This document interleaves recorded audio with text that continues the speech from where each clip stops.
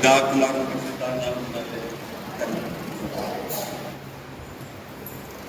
இயேசு கிறிஸ்து சிலுவையிலே சொன்ன 5வது வசனம் யோவான் 19:28.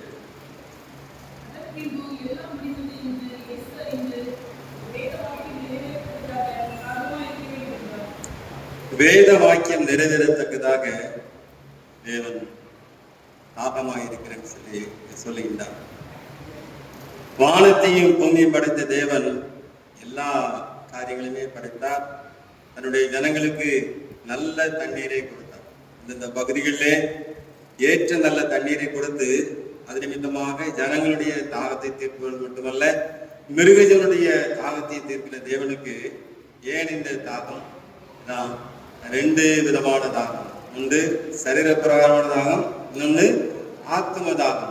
இன்னைக்கு உலகமே பூமியை உருவாகியிருக்கின்ற விதத்துல பார்க்கும் பொழுது கிட்டத்தட்ட 67% மேல தண்ணீர் தான், 33% தான் நிலப்பகுதியை காணப்படுது. அப்படி இருந்தும் நம்மளால இந்த வெப்பத்தை தாங்க முடியல. ஏன்னா கால சூழ்நிலைகள் ஆண்டவர் அப்படி ஒவ்வொரு காலகட்டத்திற்கும் ஏற்ற விதமாக பருவநிலைகள் மாறுவதற்கு பூமியை அங்கும் இங்குமாக அப்படியே அந்தரத்தில் அலைவிட்டிருக்கிறார்.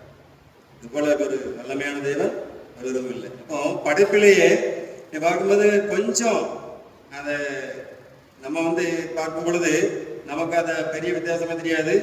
மிஞ்சம் போனா ஒரு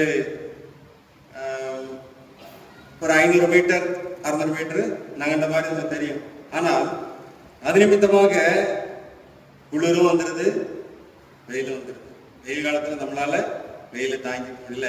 இந்த வெயிலுக்காக மிகவும் கஷ்டப்படுறோம். நம்மளுடைய பகுதியில விட வட இந்தியாவில் பார்க்கும் பொழுது பெங்களூர் சிட்டில நல்ல ஒரு குளுமையான இடம் தான். ஆனால் இந்த வறண்ட நாட்கள்ல இந்த வெப்பநிலையை அவங்க தாங்க முடியாம அநேகர் மிகுந்த கஷ்டப்படுறாங்க. அப்படிப்பட்ட ஒரு சூழ்நிலை வந்துடுகிறது. ஆனாலும் தேவன் எல்லாவற்றையும் நேர்த்தியாக படைத்து நாம குளிரையும் தாங்க வேண்டும், வெயிலும் அனுபவிக்க வேண்டும் என்று சொல்லி நமக்கு எல்லாவற்றையும் நேர்த்தியாக படைத்த தேவனுக்கு அங்கே நடந்த சம்பவம் வியாழன் இரவிலே அவர் கைது செய்யப்படுகின்றார். அங்கே அந்த ராப்போஜனம் முடிந்த பின்பு அவர் ஒலிவங்களுக்கு சென்று அங்கே சீடர்களோடு அவர் தனித்திருந்து ஜபிக்கும் பொழுது பிதாவுடைய சமூகத்திலே அவருடைய வேலைக்காக காத்திருந்து மிகவும் அன்றாடி கொண்டிருக்கின்றார். அதன் அப்பொழுதுதான் அந்த யூதாஸ் காட்டி கொடுத்து என்ன செய்யறார், அங்கே ஏரோனுடைய அரண்மனை கொண்டு போகப்பட்டு கொடுமைப்படுத்தப்படுகின்றார். அப்போ இருந்து அவருக்கு எந்த ஒரு தண்ணீரும் கொடுக்கவில்லை, ஒரு தண்ணீரை குடிக்கல. இன்னைக்கு மனுஷன் கொஞ்சம் நேரம் பேசினாலே அதுக்கு எவ்வளவோ தண்ணீர் குடிக்க வேண்டியிருக்குது. இல்லாவிட்டால் அப்படியே நான் வறண்டு போகுது, உதடு ஒட்டி கொள்கிறது. அப்போ அந்த அளவிற்கு ஒரு அவருக்கு கிட்டத்தட்ட பார்க்கும் பொழுது வியாழன் இரவிலிருந்து இந்த மத்தியான வேலை வரைக்கும் அங்கே ஒன்றுமே கொடுக்கப்படவில்லை. அந்த கொல்கத்தா மேட்டிலே அந்த ஒரு கொடூரமான வெப்ப நிலைமையிலே அவர் அங்கே தாகமுள்ளவராக காணப்படுகின்றார். ஆத்மாவிலே தாகமுள்ளது ஏற்படுவதற்கான காரணம் நீரிழப்பு. நம்மளுடைய உடம்புல டீஹைட்ரேஷன் இருக்கின்ற நம்ம சரீரத்துல 85% நீரால தான் இருக்கு, பாக்கிதான் எலும்பும் சதையும். அப்போ இதுல நீரிழப்பு ஏற்படும் பொழுது தாகம் தன்னால ஏற்படுது. அப்ப ஆண்டவராகிய இயேசு கிறிஸ்து அங்கே தாகமான் இருக்கிறேன்னு சொல்லுகின்றார். அங்க ஏற்கனவே அந்த கொல்கத்தாவுடைய அந்த சிலுவை மரம் அந்த தூக்கு தண்டனை கொடுப்பதற்காக நிறைவேற்ற அந்த கொலைகாரர்களுக்காக பயன்படுத்தப்படுகின்ற அந்த மரத்துலதான் 2 கல்லர்கள் இறந்திருக்கிறார்கள். 3வதாக இவரை மத்தியில் இறந்து இவருக்கு தான் விசேஷமான ஒரு தகுதி கொடுக்கப்படுகிறது. இவர் யூதருடைய ராஜா, உண்மையிலே ராஜா தான். அவர் என்றைக்குமே ராஜா தான். சங்கீதம் 95 பாடும்போது கர்த்தரே மகாதேவனும் எல்லா தேவனுக்கும் மகாராஜனுமா இருக்கிறான்னு சொல்லி பார்க்கணும். அப்போ அந்த ராஜாவுக்கு தாகம் ஏற்பட்டிருந்தால் அந்த நிலைமையை உணர்ந்து அங்கே நிற்கின்ற போர் சேவர்கள் என்ன செய்றாங்க, மற்ற கல்லர்களுக்கு, அவன் சரீரத்தில் இருக்கும்போது அவனுக்கு களைப்பு தண்ணீர் தாகம் எடுக்கும் பொழுது அங்கே கொடுக்கின்ற வழக்கம் கசப்பு கலந்த காடி, அதாவது புளித்த காடி, அதாவது கிட்டத்தட்ட ஒரு கல் பானம் மாதிரி.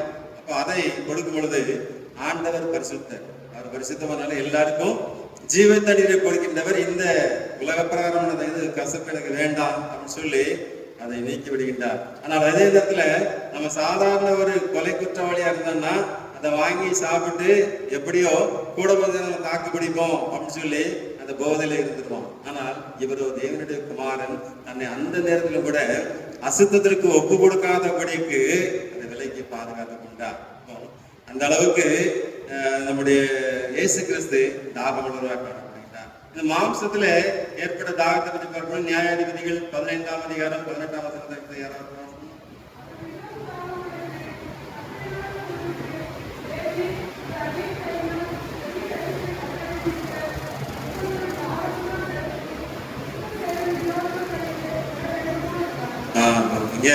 சிம்சோனுக்கு ஒரு தாகம் இருக்கிறது. அவன் பரிசுத்த ஆவியை பெற்றவன் தான். அவனை எப்படி வளர்க்க வேண்டும் என்று சொல்லி அவனுடைய பெற்றோர்கள் கேட்டார்கள். திராட்சை ரசம் சார்ந்தது, திராட்சை பழம் சார்ந்தது எதையுமே சாப்பிடக்கூடாதுன்னு சொல்லி தூதனானவன் அவனுடைய தாய்க்கும் தந்தைக்கு சொல்லுகின்றான். அதை இந்த மகனுக்கு சொல்லி வளர்த்தும் அவன் பரிசுத்த ஆவியினுடைய அந்த வல்லமையை அசட்டை பண்ணினவனாக காணப்பட்டு, அதெல்லாம் தெரியும், அந்த விதமான அசட்டையோடு காணப்பட்டதுனால அவனுக்கும் அங்க என்ன பெலிஸ்தருக்கு அடிக்கடி சண்டை வருது. அப்போ இவன் ஒருவேளை அது ஆண்டவருடைய சித்தமாக இருக்கலாம், ஆனாலும் இவன் என்ன வலிய போய் தான் விதமான காரியங்களை செய்யறான். அங்கே அப்போ அங்க ஏற்பட்ட அந்த வாக்குவாதத்துல அவன் சண்டையிட்டு அங்க கிடந்த ஒரு பச்சை எலும்பு கடலினுடைய தாடை எலும்பு வைத்து கிட்டத்தட்ட 1000 பேரை 19ஆம் வருஷத்துல தேவை சொல்லப்பட்டிருக்குது 1000 பேரை அடிச்சு கொண்டிருக்கிறான். இன்னைக்கு சிலம்பம் மற்ற கலைகள்லாம் பட்ட இந்த மார்ஷியல் ஆர்ட்லாம் படிச்சவங்க ஓரளவு தான் அவங்களால என்ன செய்ய முடியும், நிலைநிற்க முடியும். அதுக்கு மேல தாகம் ஏற்பட்டு விடும். அப்ப தாகம் இருக்கும்போது தண்ணீர் கிரிக்கெட் வீரர்கள்லாம் பாத்தீங்கன்னா அந்த கிரவுண்ட்ல இருக்கும்போதே அவங்களுக்கு தண்ணீர் கொடுப்பாங்க, அது போக ஜூஸ் வேற கொடுத்துருவாங்க. அப்போ அந்த அளவிற்கு ஒரு தாகம் நம்முடைய உடல்ல வந்திருக்கிறது. அப்போ அதிகமான நேரம் அந்த போராடும் பொழுது இந்த சிம்சோனும் உலக பிரகாரமாக மாம்சத்திலே அவன் போராட நிமித்தமாக அவனுடைய மாம்சத்திலே அந்த தண்ணீர் இழப்பு ஏற்பட்டு நான் தாகமாக இருந்து சாக போயிறேன்னு சொல்லி ஆண்டவர் தான் கேட்கிறான். அப்பதான் ஆண்டவர் அவனுக்கு தண்ணீரை காட்டுகின்றார். அந்த தண்ணீரை குடித்து அவன் உயிர் பெற்றவன், மீண்டும் அவன் உயிர் பெற்றவனாக நான் வந்தேன்னு சொல்லி சொல்லிக்கிட்டான். அப்போ இது நம்முடைய சரீர பலவீனத்தினால போராட்டத்தினால ஏற்படுகின்ற ஒரு தாகம். இரண்டாவதான தாகம் நமக்கு தெளிவாக சொல்லப்பட்டிருந்தது ஆத்தும தாகம். ஏசாயா 55 எடுத்து வாசிங்க.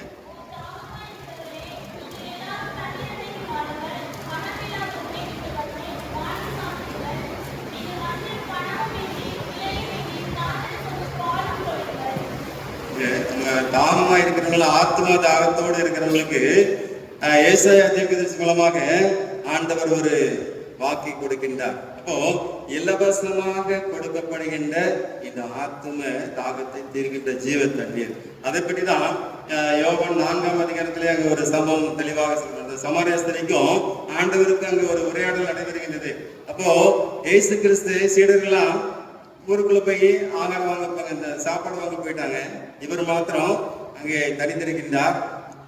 இவர் அகில உலகத்தையும் படைத்த தேவன், தண்ணீரையும் உண்டாக்கினவர். இவருக்கு தாகத்துக்கு தண்ணீருக்கு எங்கேயும் போகணும் அவசியம் இல்லை, அவருக்கே தெரியும். ஆனாலும் இங்கே இந்த சமாரிய ஸ்திரீக்குள்ளேயே ஆத்தும ஒரு தாகம் காணப்பட்டது. அதை உணர்ந்துதான் அவட்ட டெஸ்டுக்காக கேட்கிறாரு, தாகத்துக்கு தா. 8ஆம் வசனத்துல பின்பதில தாகத்துக்கு தா என்றார்.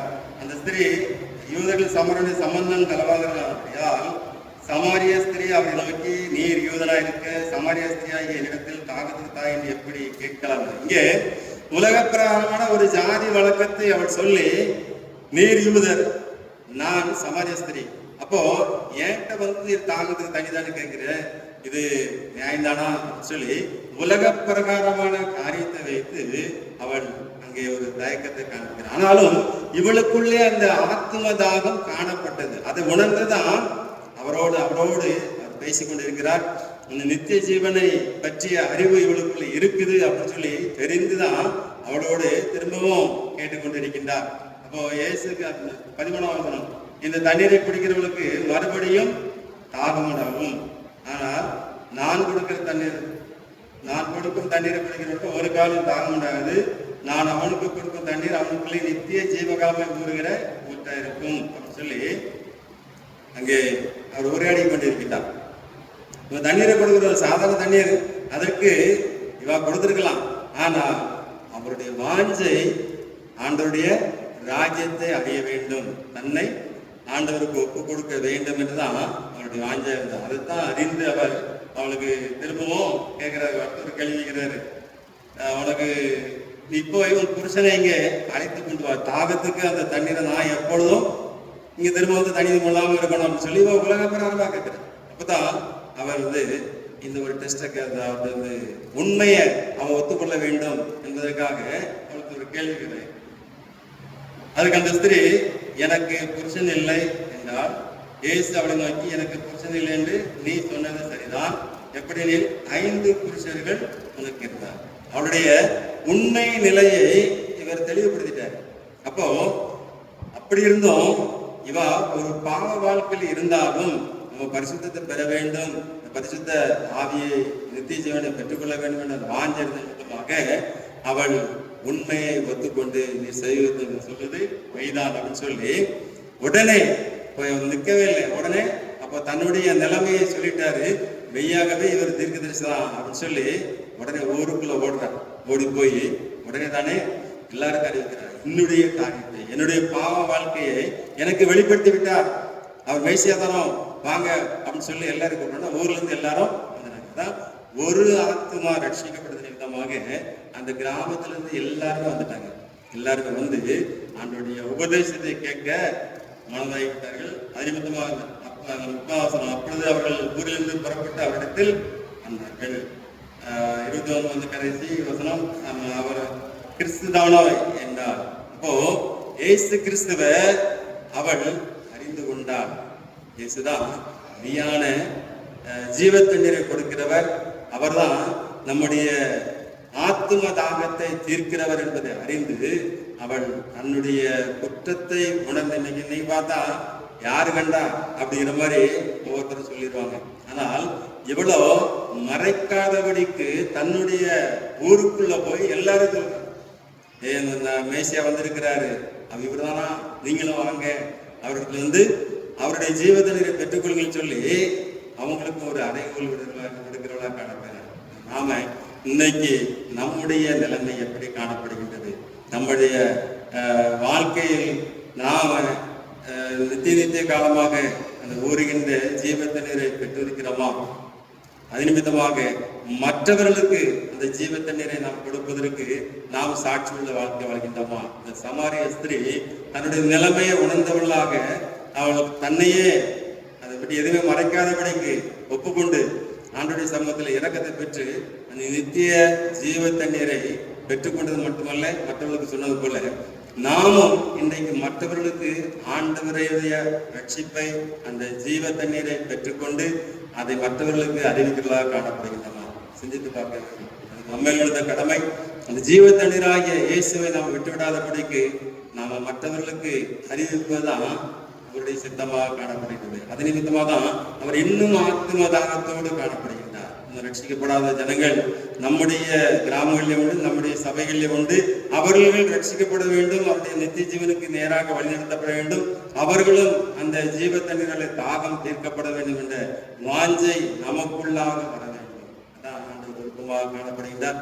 அதை நாம நிறைவேற்றும் பொழுது மெய்யாகவே நாம் அநேகரை ஆண்டவருக்குள்ளாக கொண்டு வருவோம். அது நிமித்தமாக தேவனுடைய ராஜ்யம் இன்னும் கட்டப்படும். இருந்தவரை தலைகளை தாழ்த்தி ஜெபிப்போம். இரங்கமல்ல ஆண்டவரே, கிருபையாக கொடுத்த இந்த நாளுமே நன்றி தகப்பனே. ஒவ்வொரு ஆண்டும் நாங்கள் நம்முடைய வார்த்தைகளை சிந்தித்து கடந்து சென்று ஆண்டவரே அதை நினைவு கூறாதபடிக்கு, விட்டுவிடாதபடிக்கு ஆண்டவரே எப்பொழுதும் நாங்கள் அதை ஒவ்வொரு நாளும் நீர் எங்களுக்காக செய்த காரியங்களை, நன்மைகளை நாங்கள் நினைவு கூர்ந்து ஆண்டவரை நீர் பட்ட பாடுகளை உணர்ந்து ஆண்டவருடைய தாகம் தீர்க்கின்றவர்களாக காணப்பட இந்த கிருபை செய்ய ஜபிக்கிறங்க தாவை. எங்களுக்கு கொடுத்த கிருபை நாட்களை பயன்படுத்தி ஆண்டவரே ரட்சிக்கப்படாத கணவனுக்காக, மனைவிக்காக, பிள்ளைகளுக்காக, எங்களுடைய உறவினர்களுக்காக, மற்ற உண்மை அறியாத ஜனங்களுக்காக நாங்கள் ஆத்ம தாகத்தோடு உங்களுடைய சமூகத்திலே மன்றாடும் பொழுது என் தேவன் எங்களுடைய தாகத்தை மாத்திரமல்ல, அவருடைய அவருடைய தாகத்தை நீ தீர்க்கத்தில் வல்லவராக இருக்கிறீர். இந்த சமாரிய ஸ்திரீ ஆண்டவரே உடனே புறப்பட்டு போய் தன்னுடைய கிராமத்தின் மக்களுக்கு அறிவித்தது போல நாங்களும் கர்த்தாவே உங்களுடைய வார்த்தைகளை அறிவித்து அது நிமித்தமாக ஒவ்வொரு பிள்ளைகளுடைய ஆத்தும தாகத்தை தீர்க்க எங்களுக்கு பலம் தரும்படியாக ஜெபிக்கிறேன் கர்த்தாவே. தொடர்ந்து காத்து கொள்ளும்படி எடுத்து மீட்பு தேசம் ஜெபிகள் நல்ல பிதாவே.